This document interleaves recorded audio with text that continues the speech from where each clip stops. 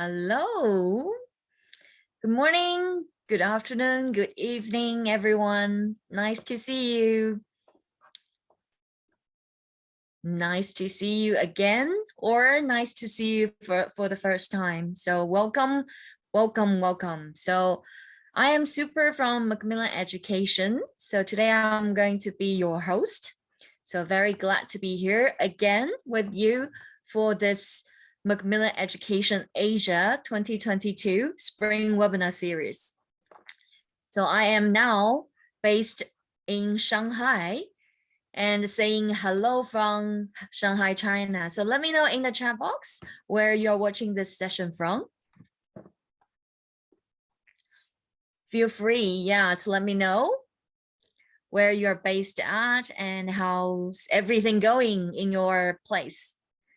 Wow, a lot of teachers from Thailand, Bangkok, Vietnam, Indonesia, wow, Taiwan. So this time we have got a lot of teachers from Taiwan as well. I have seen a lot from these days. Hello, hello, nice to see you. Welcome, welcome. Yes, it is the third day of the 2022 Spring Webinar Series. So if you have watched the previous two sessions, welcome back. If this is the first session you have joined this time, feel free to go to review the last sessions. We will have recordings later as well. So a big welcome for everyone who's here. And I'm going to introduce you the topic. Hello from Beijing. Hello, hello, Ricky. Nice to see you. So this time for the spring webinar series, we're trying to advancing learning and preparing learners for the future. And let me introduce ourselves a little bit in case there are someone new. So we're Macmillan Education, a publisher from the UK. We have been advancing learning for over 175 years. We publish learning materials and education curriculum across all age groups. So you will find we have pre-primary, primary, and also all the way up to adult. So if you're interested in Macmillan Education, feel free to follow us later. I will show you our Facebook and WeChat account. You will be able to know us more. This year, we have launched a professional development program for Asia. So you have been maybe joined us earlier for the seasonal opening webinar. This is the second webinar series called the Spring Webinar Series. So throughout the year, we're trying to support teachers consistently with the latest topics in the ELT industry, with classroom tips and methodologies to help you develop yourself as an English teacher. So please join us. Join the webinars we launch every maybe 2 or 3 months. And we will also have ELT time chat show for you. These are quite light 30 minutes cheat chat show for you to develop yourself as well. And the more you participate, the more likely you are going to win a final prize at the end of the year. So stay tuned for the 2022 Professional Development Program for all teachers across Asia. And as I mentioned, this time, this webinar series is part of the program as well. Again, we will send out certificate after the webinar. You will receive an email from Macmillan Education Asia together with the recording link. So be patient. It will arrive maybe in a few days after the webinar. And if you have any other questions, we will be able to support you later. So now, without further ado, I'm going to introduce you the speaker for today's session. So Del, hello Del, are you there? Hi, Super, I'm here. Welcome everybody. Hi, everybody. So Del, tell us something about your session. Give some spoilers. Some spoilers. Okay, well, today we're going to look at, well, as you can see, we're going to look at interculturally competent learners and how we can really raise awareness of culture in the classroom. And we're going to have a look at some materials that do that. And then I'm going to show you some extra extension tips and tricks that you can do with your learners to raise, like I said, raise awareness of different cultures and the importance of those cultures.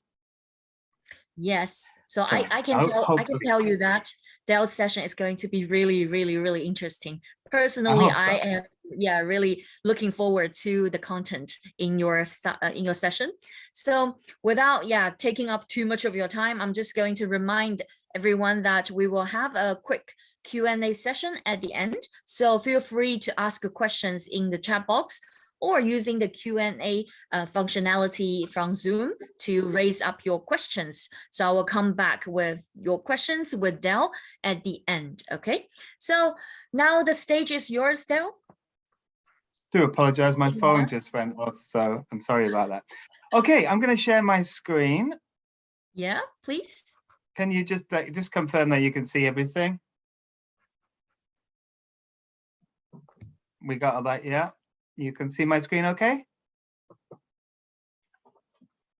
Crystal clear, thank you, Sean. Okay, so today we're going to look at how to encourage interculturally competent learners in your classroom. So that word encourage is the key word there. I'm going to go through some ideas to show you how you can raise awareness in the classroom of this topic and hopefully engage your learners as well with other new types of cultures. So our agenda for today, there's my topic, and I've broken it down into 4 areas. So we're going to start by looking at exactly at some of the definitions around what culture actually is. So have a think about that now, because I'm going to ask you this question in a moment. All right, you don't need to type in the chat box or anything just yet. You can in a moment, but we're going to open it up to a Mentimeter. Then we're going to look at what is intercultural competence. So again, what it means to us in the classroom as well, why it's important, and then finally, I'm going to give you some examples and some extension activities that you can use. So like I said, the examples will come from materials that we already have, but the extensions are things that you can then take away. If you're not using the materials, using your own materials, then you can take these away and use them in your classrooms starting from today. So let's start with a little bit of a quick discussion. So the first question I'm going to ask you is, what are some things that define a culture? Okay, so what are some of the things that define a culture? And if you can go to Mentimeter, let me just type this into the chat. If you can just click on this Mentimeter here, or scan the QR code and type some ideas. So think about your own culture. How would you define it? What are some of the things that separate your culture, let's say, or join your culture with other cultures? Is it music? Is it arts? What is it? What defines a culture? And I'll give you a moment just to do that.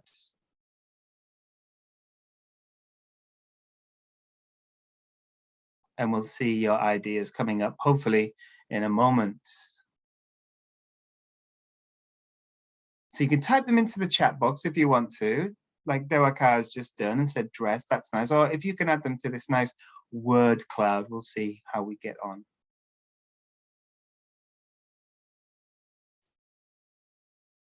Nice. So here you can see some of the ideas coming through now. And while you're doing that, I'll have a look in the chat. So we've got food coming through, language, festivals from 2 people there. Norms is a big one in the middle, and the history, all defining your culture.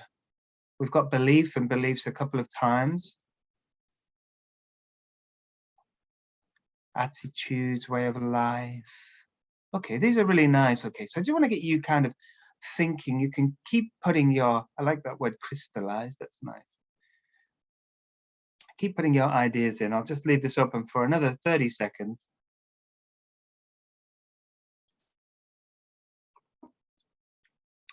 Dance is interesting to see there. Yeah, I think the music, yeah, we've got the music, art, tradition and custom, behaviors, communication, and language is coming through quite a lot as well. Okay, let's go on to my next question now then. When people from other countries think about your culture, what do they usually think of? So maybe you can do this in the chat. If you type your country and then type in something that people would think of from your country. So I might type in the UK and, oops, I spelt that wrong. I do apologize, but never mind. Fish and chips, not fish and chips. Although actually I haven't sent it to everybody. I can send it to everybody. Here we go. There we go. Martial arts, food and language. So yeah, tell me the country that you're from as well. Nana, so you've said nasi goreng. What country are you living in, or what country is your culture from? Street food and beaches, Samrudi for Thailand. Yeah, that's definitely something that we think about, isn't it? Okay, and a characteristic there from Indonesia is being friendly. South Africa, safari animals. I like that. And then we have a negative one there. We've got corruption, which is interesting to consider, isn't it? That they're not always positive. Bubble tea, Taiwan, of course, yeah, very much so. Vietnam, good food, oh yes. Oh, it makes me so much want to travel. Yeah, Philippines, definitely the boxing, isn't it? Yeah, with Manny Pacquiao and all the other famous boxers that have come from there. Okay, cool, all right, well, that's nice. And rain, yeah, it's part of the culture, isn't it, Neil? Hi, Neil, how are you doing? Nice to see you. And then the next question,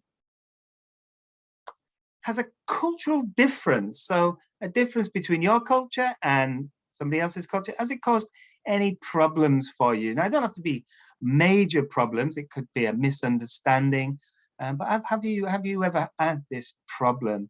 So miscommunication, Sean, interpretation, big yes from Nichan. So if you want to share, you can, but you don't have to if you don't want to. Maybe it's a bit embarrassing, I don't know, but if you want to share, you can. So we're getting lots of yeses coming through. No major problems, sometimes minor from Randolph. Yeah, and those minor problems, I think, are some things that hopefully we're going to kind of look at today and how we can raise awareness of these. Sean, you're talking about high context and things. We're going to look at that in a moment. Maybe some of the Hofstadter insights, if you've ever heard of that, I'll show you those as well. And culture shock, yeah, for sure. Not so much from Samrudi. Okay, well, let's delve into things. I just wanted to start with a little bit of a conversation to get us going. So what is culture is my question. You can see at the top. And I went straight to our lovely Macmillan online dictionary to find out what they say culture is. And here's the definition of culture. Now you'll see this is definition number 2. Actually, the first definition of culture was looking more at the examples of culture, similar to the word cloud that you did just before. So there was things like the arts and beliefs and religions and that kind of thing would be defining culture. But this one is, I think, more in line with what we're going to look at today. There's also other definitions. There's a definition, biological definitions of cultures, when you put things together. I'm not a scientist, but when you put organisms together and form a culture. But that's not something we're going to look at.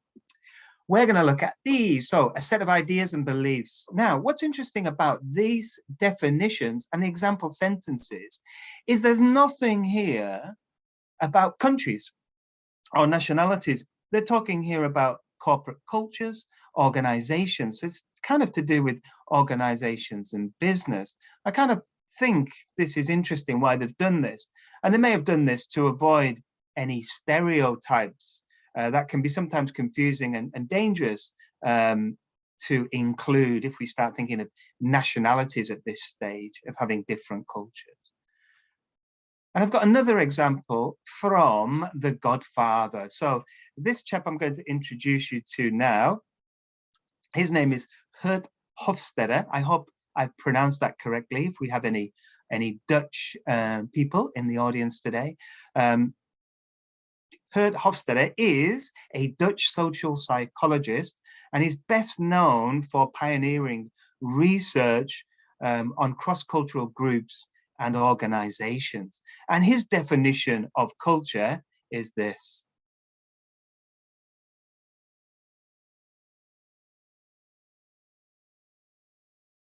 And I like this definition. And again, nothing there to do with nationalities or countries. It's all about groups of people. So it could be in organizations, but it could also then be in a country as well, a group of people from Thailand, a group of people from Vietnam, a group of people from might share different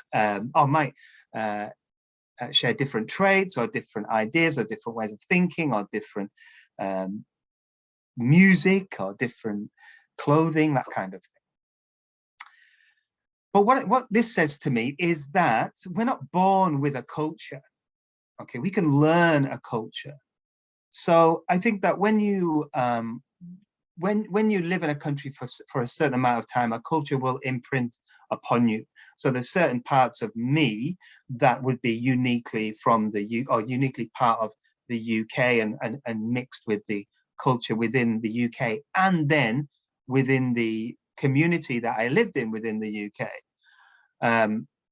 And also, I've lived in Thailand now since 1999. So I've been here for nearly 23 years. So there'll be a part of me that has adapted to the culture of Thailand, and recognizing being part of this group as well. And then also within a group of foreigners who live in Thailand as well. So cultures can have a lot of crossover. And a lot of, they're not just linked to one certain group.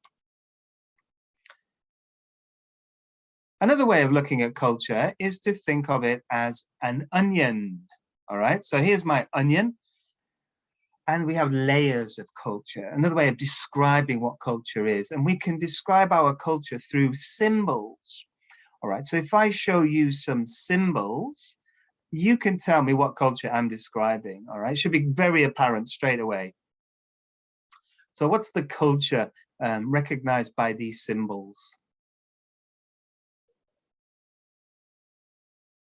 Britons, yeah. So the culture would be of the UK, or maybe even specifically of England, for example, because of the fact that it's Big Ben. Although I have put the UK flag, so we could say the UK now.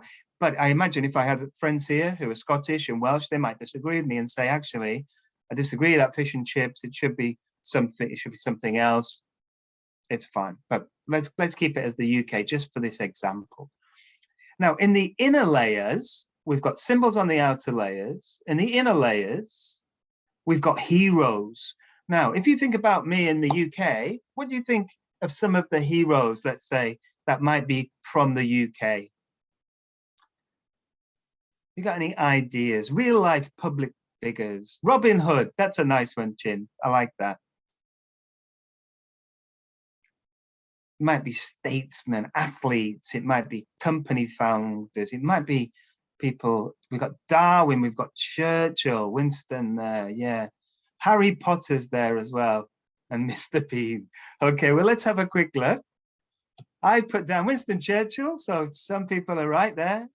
Harry Potter is there, and also the Queen as well, yeah. So there are going to be lots of different heroes and symbols or people that represent the culture. And then in the inner layer, we have rituals, so the things that we do.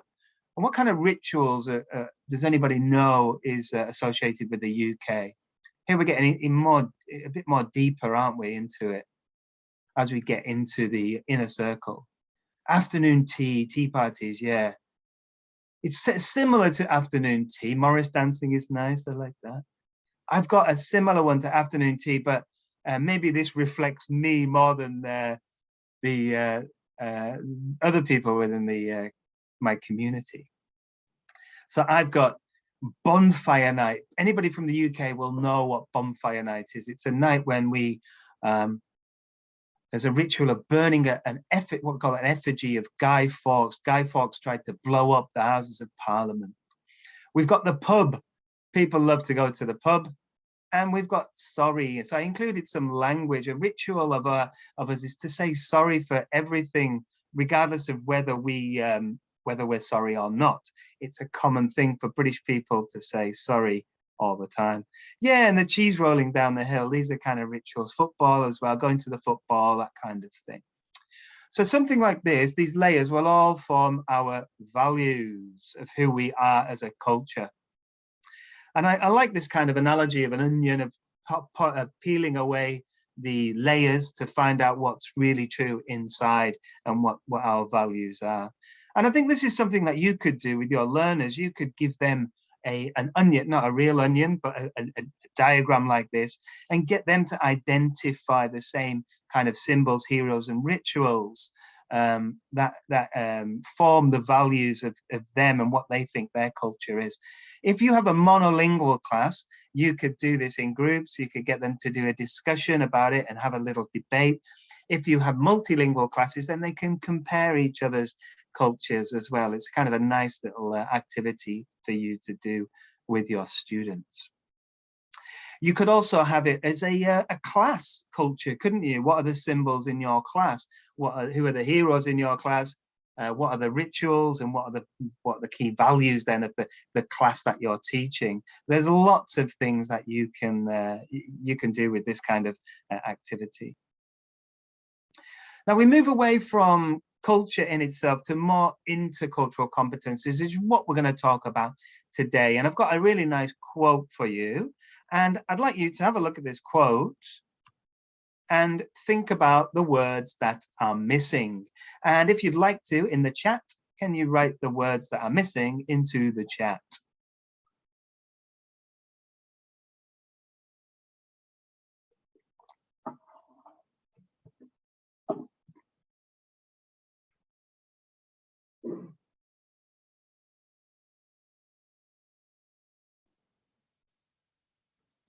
So what we got there for the K.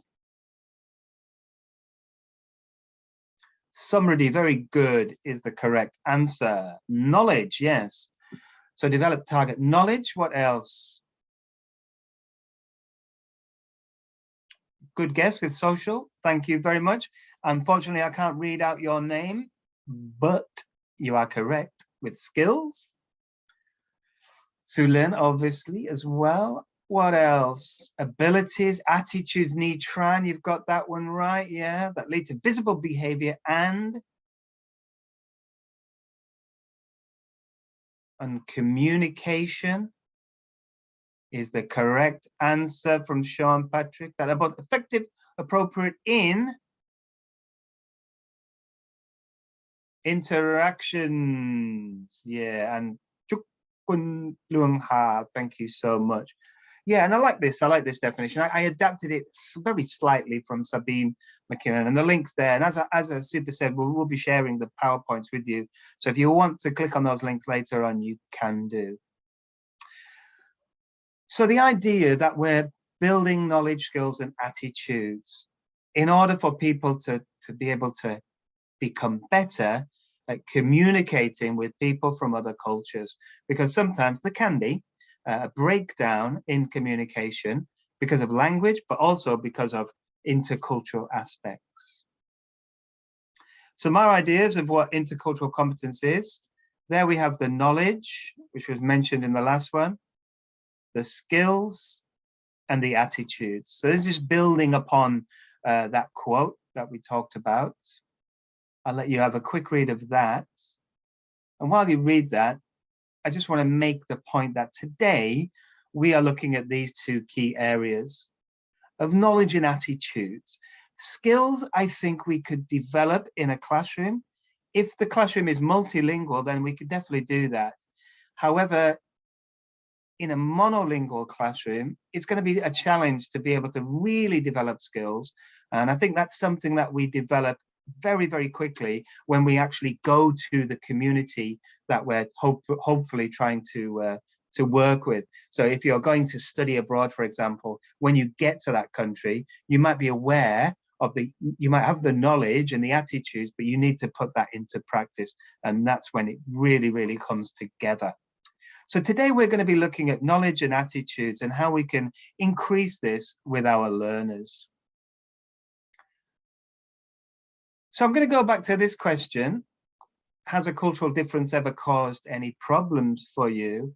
And I think this is one of the things that I want to try and understand that or achieve from today, is to show that it's fine for these things to happen as long as we learn from them. So if you have had a cultural difference that has been a problem, as long as you've learned from it, I think most people are usually understanding of you, of coming from a different culture, and maybe not having that knowledge. But we will, as I said, want to build that knowledge from our students. These are some examples from me, actually. The one on the left is, I live and work in Thailand, and I still, to this day, even though I've been here for 23 years, I still have problems knowing where to put my hands when I'm going to why somebody, okay? And sometimes I will go for a handshake and then realize, oh, maybe they don't want to handshake and they will why me, and that kind of is kind of a little bit awkward and a bit of a misunderstanding, and shows that I'm not really aware. The picture on the right hand side is actually chicken feet in soup, and the first time that I saw this was I was with my wife, and she ordered this. I couldn't believe it. I'd never seen anything quite like it. And I was really taken aback and shocked, and maybe a bit too shocked, because I should be a bit more understanding of people's different food. And in fact, I was then educated about how much collagen there is and how good it is for you. And has anybody ever eaten this kind of chicken feet soup? I'm sure you have. I mean, it's very common across Asia. But for me, it was completely alien. I've never seen anything like it. And then we've got the language. Obviously, language can cause problems, but also the way that you use the language can be an issue as well. Yeah, it's a very common food, and I'm very much used to it now. But the first time I saw it, I did freak out a little bit. And I'm not ashamed to admit it. It's not part of my culture. And in fact, we have other kind of food in the UK, black pudding, for example. If you Google black pudding, you might be a bit put off about what's in black pudding, but for me, it's delicious. I absolutely love it. So let's have a look at some examples. Now, we're going to look at 3 different areas. We're going to look at primary, we're going to look at secondary, and we're going to look at adults. And we're going to look at these 3 different course books. I'm going to show you some examples from the course books, and then I'm going to show you some extensions that you can take away. So here we've got a really nice reading activity, and this is from a primary book, share it, and it's called Share the World. Now, this gives students an opportunity to think about and learn about other cultures through a different genre. So here we've got a poem, but we've got non-fiction stories, we've got fictional stories, we've got plays, we've got lots of different genres that students can learn about other cultures. So in this poem, you can see Hannah. She is flying a traditional Korean kite. And you can see that the language that we're trying to use with students are the weather, and also activities that you can do in your free time. So we're practicing language, but then bringing the culture into it and comparing it with our own culture. The question that you can see, what do you do on a sunny day? Draw and write about it in your workbook. So this might be different to what Hannah does, and then we can compare the 2 cultures. With this one, we have a factual text, a non-fiction text, and this is from Australia, and it's all about the flying doctors in Australia. And we're looking at unusual, exciting jobs that might not be a job that you would see in the country that you live in. I know in Thailand there's no flying doctors. We just have hospitals in various provinces, and in every province and every city and every province there's a hospital, so there's no need for flying doctors. So we would compare the need of why do they need flying doctors, why don't they just have hospitals, and ask these questions and compare these cultures. And then we have this lovely story, a fictional story. This is from the Ukraine, and it's about a potato. And it's all about how you get families working together and the kind of things that families do together to help each other. And there's the question, how do you and your family help each other? Now, this is an interesting thing for me because families I've known since coming from the culture that I grew up in and the culture that I'm in now, the difference within the families is very different. Children tend to stay with their mothers and fathers for longer, whereas where I left home when I was 18 and kind of pushed out, really, my mum was like, it's time for you to go now, son, you should be out there doing something. Whereas that doesn't happen too much, from what my experience of living in Thailand is families stay together. They have extended families in Thailand, more so than a nuclear family that we have in the UK. So these differences of families are quite nice to look at, and that's the extension that I'm going to give you now. So here's an activity that you can do. It's a simple survey that you can do with your students. So what we need is a grid. Okay, so here's my grid. And it's a household chores survey. Very simple to do. First thing you do, elicit from the class everyday chores that they have to do. Okay, so this might be interesting, depending on the, again, on the culture that you're in. If children have to do chores, or if they don't have to do chores. Certainly when I was a child, I had to do chores, very much so, very part of the, being part of the family was doing chores. So what are some of the chores that you might do? So here they are, I've chosen some. It's very general, simple chores that you might do around the house. And then we would elicit the members of the family. And then we would start an interview. So the learners might ask me the kind of things that I would do. So who cooked? Who does the cooking in your family? Students would ask me. Now, I might need to provide some scaffolding with the questions that they would ask me. Who does the cooking in your family? And I would say, I do. And they would tick you, or they would tick the survey, and they would go through this as a model, using the teacher as a model. Then they would interview each other. And then they could interview students in other classes.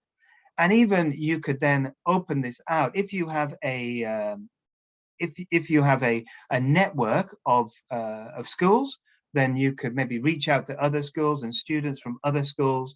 And I'm going to show you about an initiative that we have at Macmillan called the Virtual Classroom Exchange, about how you can get other students involved. And then the learners can present their findings. So a very simple activity, but gives you lots of data and gets students to consider how different our families are different from each other. If it's a multilingual class, they might be similar. If it's a monolingual class, they might be similar. If it's multilingual, you might get lots of differences here.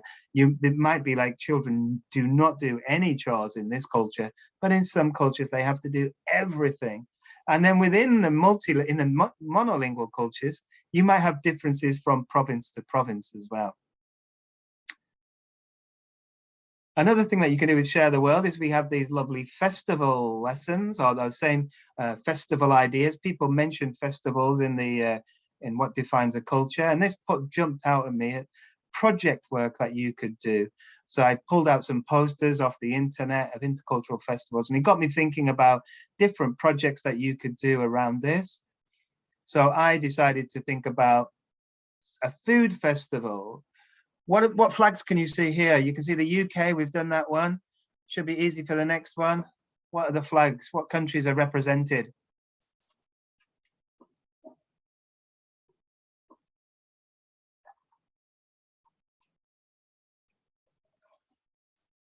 Let me know what countries are represented in the chat to check of your knowledge, your intercultural knowledge.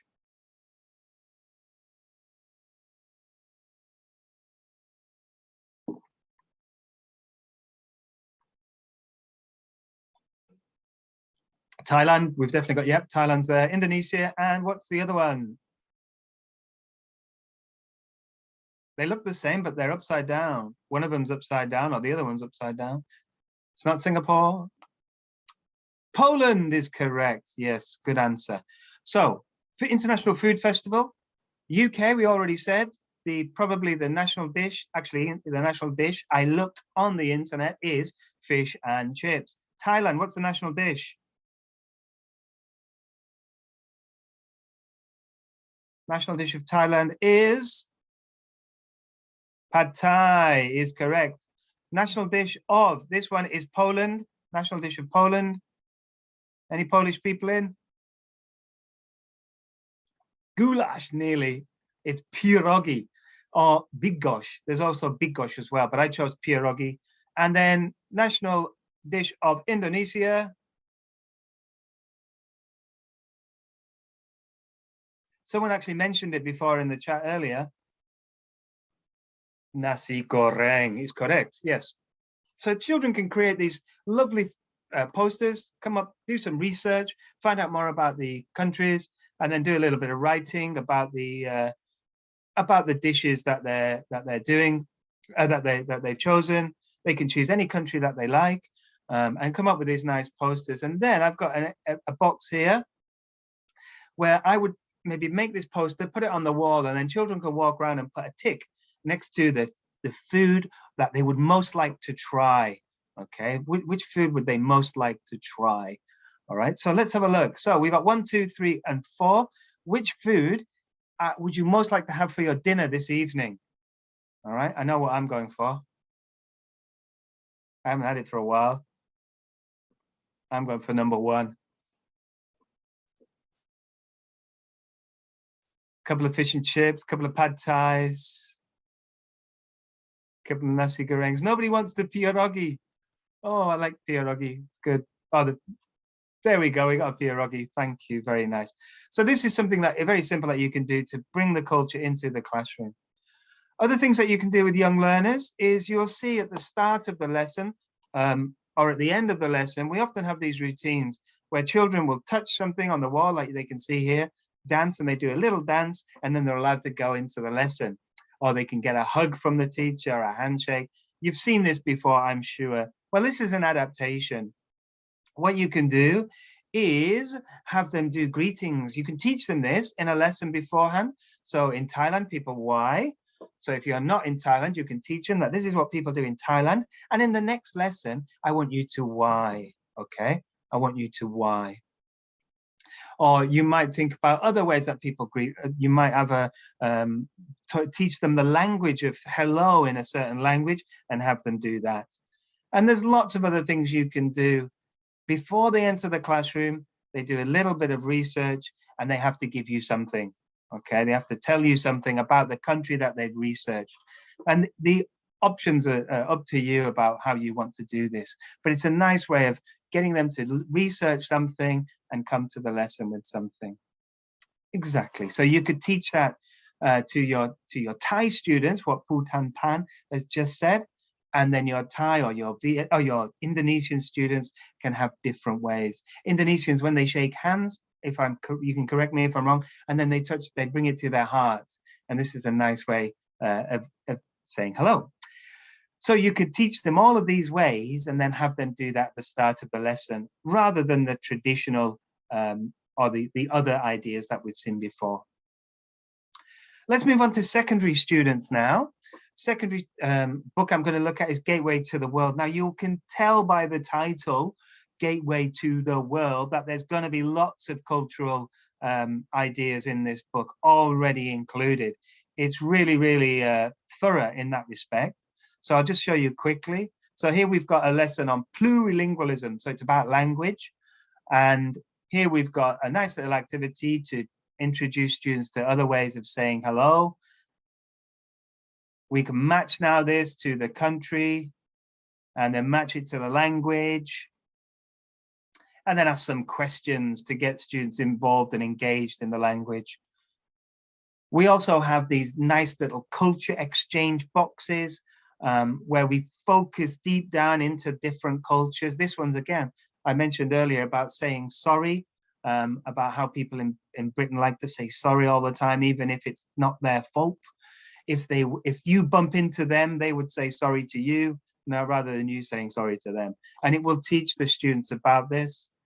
And then in the teacher's guide, there are notes. So if there's something in the student's book that might require some research into where it comes from, this is about the language of South Africa or languages of South Africa, and teaching you as a teacher so that you can pass on the knowledge to your students.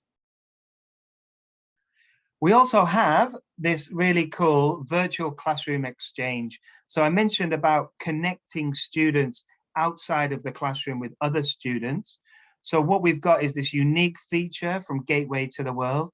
It targets these collaborative projects that students will do in the classroom together and then share their research, share their knowledge with this virtual classroom exchange. So anybody who's using Gateway will have access to this basically this platform called Empatico, and that will help teachers to match with other teachers across the world and then other classrooms across the world. It's a really brilliant way to introduce your students to real different cultures, and something that I think is very, very exciting and something that in today's world we should be doing. But sometimes it's a challenge to be able to do that. Finding the other people is a challenge. So having it there in your hands is a really great tool. So if you're interested in that, have a look at Gateway to the World and find out more. Now, we looked at language in pluralism. That's something that I love about language is proverbs. And I love the way that proverbs carry lots of meaning across different cultures. And let me show you an example. Does anybody know what this proverb is? I'll give you a moment to think about it. And thanks for putting into the chat all your different, and people can take a note of this and maybe teach their students this really cool information.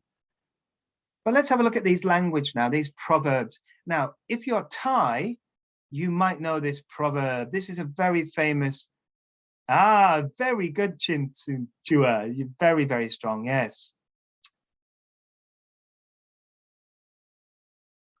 Thank you, Randolph. Yeah, this is really, really designed, or it comes from a book which I got given to me, and it really got me thinking about how we're very, very similar, even though we come from different cultures. So out of the frying pan into the fire, we've got it, yes. So what we can do with proverbs is we can, again, create these really simple tables. I've created this one in Word, and there we've got the proverb that you've just seen. Run away from the tiger. Randolph said this. So flee the tiger and meet the crocodile. Okay. And Ni Tran has said it's out of the frying pan into the fire. So in Thai, in our language, in the language of the country that I'm working in, we've got the equivalent proverb, Nisa Bat Jodake, and I've written it out in Thai and phonetically for you. Out of the frying pan into the fire is the English proverb. If we translate this into Thai, we get Okjak Krata Leuleng Phai. I'm sorry about my tones of my pronunciation, but you get the idea that this is very different to the normal Thai, right? But the meaning is exactly the same. Very nice. In Vietnamese, we say, avoid the coconut and step on the melon. I love it. This is great. I'm going to keep a record of this. Fantastic. Any other examples of this proverb in your language? But isn't it amazing? I think that we have the same proverb, but different ways of saying it, which means that culturally we're very similar. It's just the language and where we come from that's different. In the UK, which I'm assuming this proverb came from the UK, maybe it didn't, but we don't have crocodiles and we don't have tigers in the UK, but we do have frying pans and we do have fires. So maybe that's why it's not a direct translation, but the meaning is a direct translation, and I love that. Here's the next one that you can look at and tell me what it is quickly. What have we got here? This is like a famous TV program called Catchphrase. Does anybody know the phrase? There you go. Thank you, Chin. Carrying coals to Newcastle. So to carry coals to Newcastle, but Newcastle's full of coal already. Correct. I've translated that directly into Thai. Okay. So you've got Pulkon Tan in Pike, Newcastle. Forgive me if my Thai is bad, please. The equivalent proverb is Alma Prao How Pai Kai Suan. So in Thai, people would say to take coconuts to sell in the orchard. Lots of coconuts in Thailand, lots of orchards, lots of coal in the UK. So the meaning exactly the same. The proverb is very, very different. And it really highlights how we are the same, but the cultures that we come from dictate how the language might be different. And the last one. This is a very common one. Carry wood back to the jungle. Thank you so much for adding these. Carrying firewood back to the wood. Thank you so much. Appreciate this. What have we got here?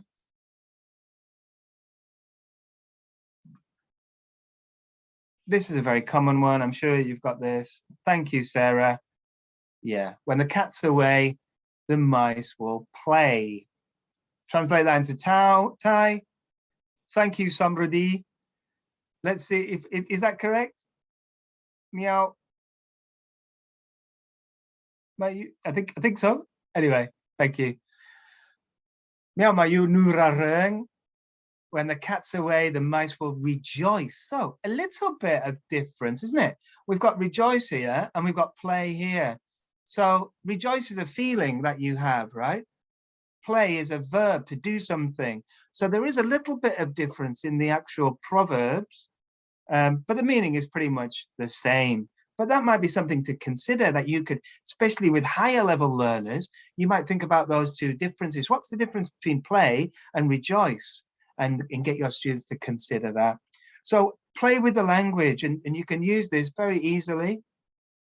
And it's something that you can maybe do at the start of a lesson, or give out for homework, get students to come up with their own and then bring them to the lesson and teach each other, and build a dictionary of proverbs and build on that intercultural competence through that as well. Let's have a look at our adult learners now. So with our adult learners, we've got this really cool book called Speak Your Mind. And within that, we've got these really nice Follower Pro. Now, what the Follower Pro does, it gives you a kind of a day in the life, if you like, of a profession. It takes you through an idea of someone's job, gives you an example of what they do. So here we have an event organizer, all right? And we have this really nice input here, lots of nice comprehension questions, and then a video showing you what that person does, an interview with the person, or following them around and what their job entails.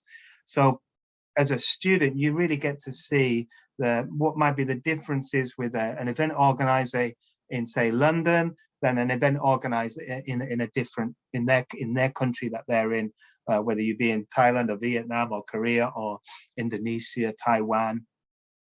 And you can compare the different jobs within the different cultures. Now, we also have a list of jobs here. So some other examples, we've got a hotel manager, a school psychologist, an architect. I've got the event organizer there, and we just need to look over a family physician. So I've chosen these jobs because I'm going to do a little activity with them to extend our idea of using jobs. So all you need here is a list of jobs, and you can see on the left hand side is my list of jobs, but you can come up with your own list of jobs. And I'm going to look at gender in the workplace. I'm going to look at, say, the different cultural differences of gender. And again, in a multilingual class, you might have lots of different ideas about the way that the country thinks about gender. In a monolingual class, you might have different personal feelings about how students may feel about gender. And I think looking at jobs and the differences of gender within jobs, we can really get a nice discussion going. As a teacher, you need to monitor this. You need to make sure people don't get heated, and make sure that you scaffold the discussion and direct it in a way where everybody has a chance to give their opinions. But you can use cold, hard facts as well, which I've done today, looking at a government website from the UK, which gives me an idea of the genders associated with these jobs. So what I might do in the classroom, look at the jobs on the left and which are more likely to be done by a woman? All right, so I'm going to ask this question. So give me your ideas. What do you think? Which of these jobs is more likely to be done by a woman? All right, just let's think about this objectively. All right, don't think about it. Obviously, all of them can be done by a woman, but which is more likely to be done by a woman? All right. So Sarah, thank you. You've got event organizer, psychologist, teachers. Got teacher there, no teacher there. Think about the jobs on the left. Architect. Okay, so we've got lots of different examples, and that's great. Okay. All right. So now I might ask my students, why do you think this? Why is this the case? Lots of you put school psychologist. Why is this going to be more predominantly a woman that would do this job? Why? And we would ask these questions. We get a discussion started. You don't need to give me your ideas now. It's okay. Then I would get people to rank them. So if you want to rank them, you can do, but we haven't got a lot of time. But if you want to, thank you, Randolph. Yeah, you had to choose one, right? But we might get them to work in groups now and put these into definitely work in groups and get them to rank them together. So there would be lots of discussion here about why they think that, and these areas of bringing out gender and different cultures and different in you know, maybe my country this would definitely not be done by a woman. It would be most likely to be done by a man.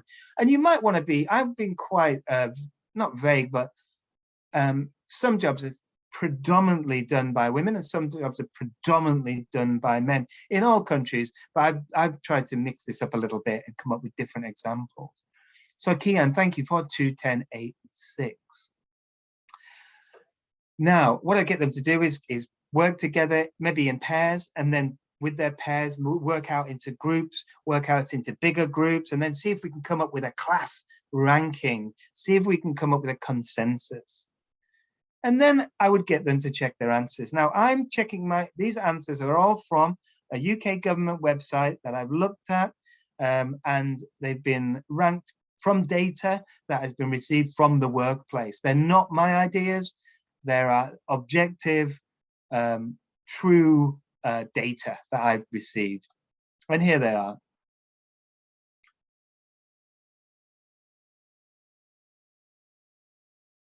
So you might find this interesting. You might find this a bit strange. You might disagree. You might think, wow, this is not something that I thought of. You might think, oh yeah, that's absolutely perfectly true. Yes, certainly more likely to be done by a woman. And then we have another debate about that. You would ask, does anything surprise you? Get people to come up with ideas. And then maybe talk about the country that you live in. So talking about the country that you live in, would it be more masculine or have more feminine values? And why do you think that?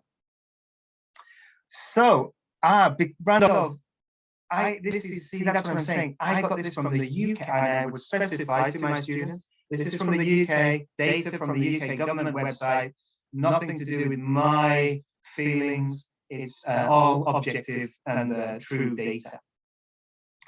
But it's just a way of getting students to think about gender, thinking about the different cultures, and maybe and seeing if it's the same. Gender is something that comes up in Hofstede's Insights, which I'll show you in a moment. Speaking Mind also has lots of these cultural notes in the teacher's guide.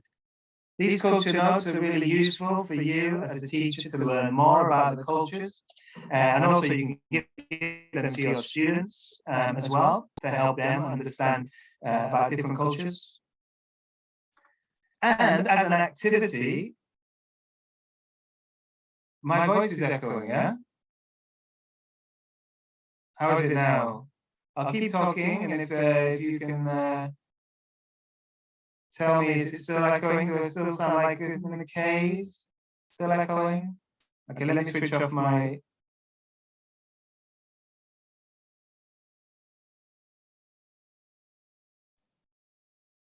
How about now? Are we okay now? I haven't changed anything. Still the same. Shall I log out and log back in again?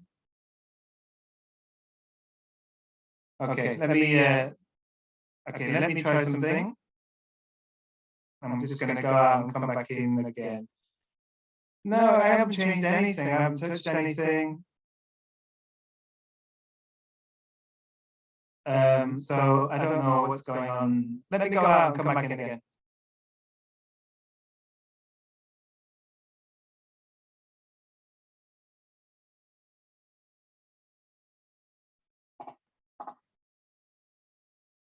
Everything is turned down.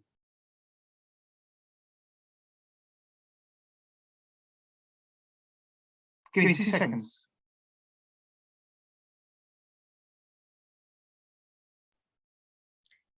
Okay, so when Dell is trying to solve his Michael problem, let's have a quick maybe chat here together about some culture topics. I've seen a lot of teachers are sharing your insights about cultures from the place where you are living and from the background of your students. Maybe we can talk about some of your ideas after listening to Dell's session about his activities. We can have a quick discussion here and share more ideas together before Dell comes back. Okay. So I think Dell is talking about the data from the UK government. Hello? Hi, how does that sound now? Is that okay? Still the same, still echoing a little bit. Yeah, but I can hear you. I can hear you okay, but it's a little bit echoing. So I think you can continue until maybe things get better. Okay, because I'm nearly finished now as well. If it's audible, let me just keep going because I'm nearly there. Yeah. So these culture notes that you can see, we've got create your own culture notes. So this is something that you can do with the students. Is these boxes that you've got in the teacher's guide, is just take them out, create your own culture notes. Students can select an area of culture. You might pull up the culture wheel like this. They select a different country or their own country. They can do some research. I'll just quickly show you some research that they can.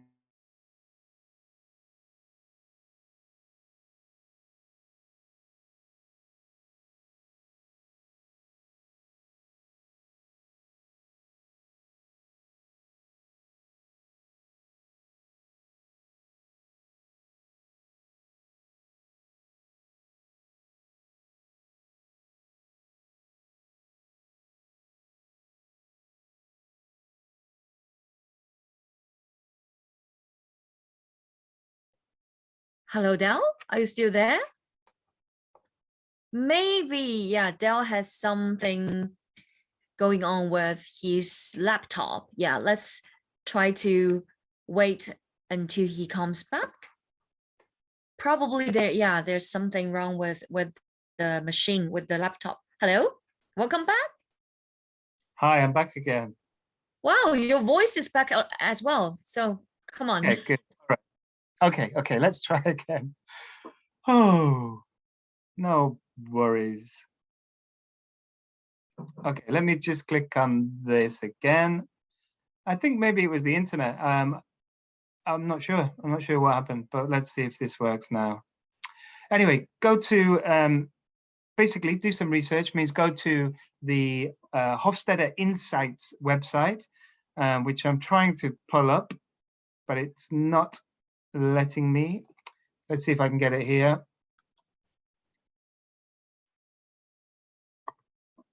Here we go. So this website is fantastic for learning about different cultures. You can see, let me just accept the cookies. You can see we've got lots of stuff about intercultural communication, and it's something that students can go onto and have a look at and do lots of research about different countries. There's a country comparison where you can type in your own country and a different country and see how you're the same or different. They can then write their own cultural notes. They present this to the class.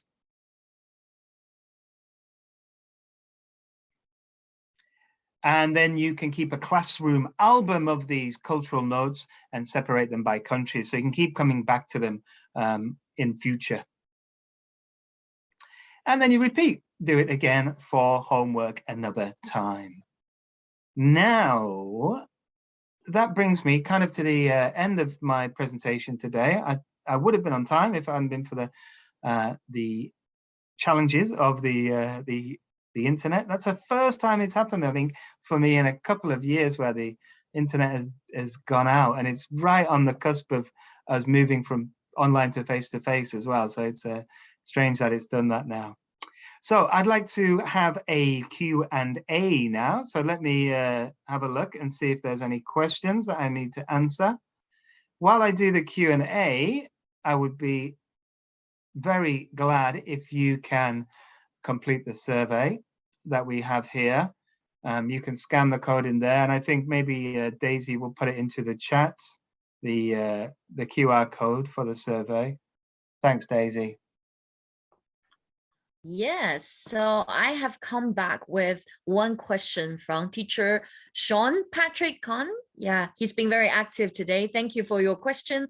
It's a very, culture-based question for British people. So, Del, Sean is curious about to what extent different hierarchy of language in UK affects the culture there. For example, in UK, there's like received pronunciation for the royal family, and further, how such things getting dissolved in this 21st century. Yeah, I think, well, there's obviously a difference in accents in the UK from village to village. I mean, it is really quite incredible, really, I would say, the difference and the beauty of that where you can go from a town, 20 miles away, would speak completely, well, not completely, but very differently to a town, the town that you're from. And I really love that. In the past, there was definitely a hierarchy. So we would have, like you said, received pronunciation. The BBC, for example, would only use received pronunciation for their newsreaders. And pretty much anybody that was on TV had to speak in this kind of, with this certain type of pronunciation and accent. But that's completely changed now. If you turn on the TV now in the UK, there are people from all over, from everywhere. There's regional accents on the main news, and it's definitely a thing of the past now. I think, and I encourage, that's why I always encourage students to have their own accents. To not worry about trying to achieve this perceived received pronunciation, because for me it doesn't really exist anymore. I think be proud of your accent as long as you can be you're understood. If you have a Thai English accent, beautiful. Stick to it. It's your accent. It's your language. Go for it, and don't worry about trying to, like I said, achieve something that's not really achievable, and it's not really realistic. From when you go to the UK, for example, you hear all different kinds of accents, and be proud of yours. Yes, I agree. I think the tolerance about like the diversity and variety in culture is now more and more welcomed in our classroom and also in the society as well. There is an anonymous attendee commenting on your answer, Del. So he or she said many countries also have different like cultures between different states, provinces, and cities. This can be highlighted as well.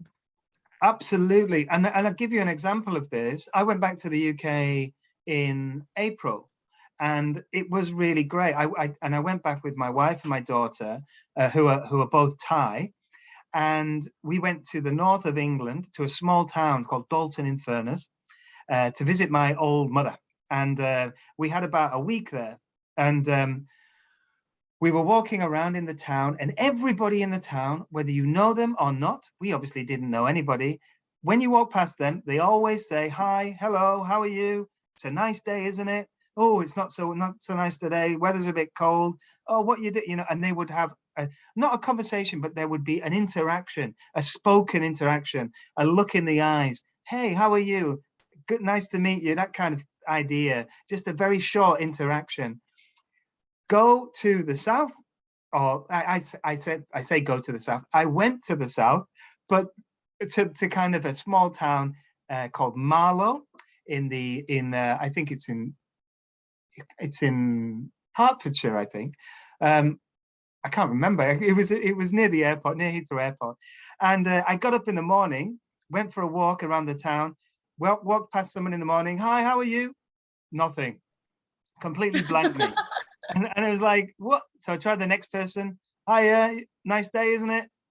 Nothing. And then I went back home and told the people that we were staying with, and they were like, they must have thought you were crazy. They're probably scared of you for doing this. So yeah, even within different countries, there are different cultures within those countries for sure.